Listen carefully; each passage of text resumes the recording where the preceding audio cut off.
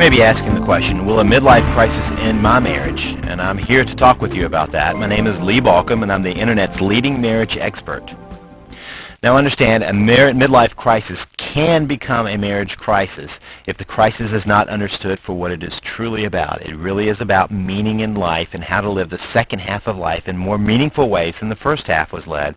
It can also become a crisis if it creates tension within the marriage. In other words, if there's a struggle about what's going on and how to resolve it, it ends up creating that crisis. And if the person having the crisis attempts to solve it in unhealthy ways, then it becomes a marriage crisis in addition to a midlife crisis, and that can be very painful for both people.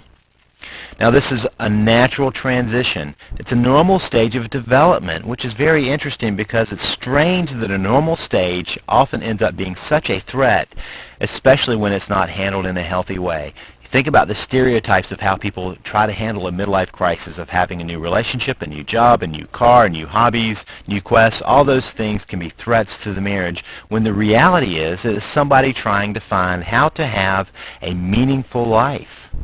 Now, there are ways that you can help to process through this crisis. First of all, don't take it personally. This is not about you. This is about the other person trying to figure out how to have meaning in their life. Oftentimes we go through life and we just go through the open doors, and we kind of really stumble through those open doors, and one day we wake up and we know we're at midlife. We've got half a life left. We've got some deadlines coming at us called death, and we want to figure out how to have meaning in our life, and that's what this crisis is really about. It's a healthy drive. Now examine your life. Do you need more meaning? Is it the time for you to also look for more meaning in your life? Maybe you're letting your spouse have the crisis when in reality you both are having a crisis about meaning. And if that's the case, you need to resolve that. So make creating a meaningful life a couple's task, even if that doesn't feel like it's particularly your task right now. If you do that, it pulls you together, and suddenly the crisis becomes a way of growing together. And also be patient, because a midlife crisis does clear up. As soon as somebody figures out that it's all about meaning, the crisis resolves itself as they find ways of having a more meaningful life and being more meaningful in the second half of their life.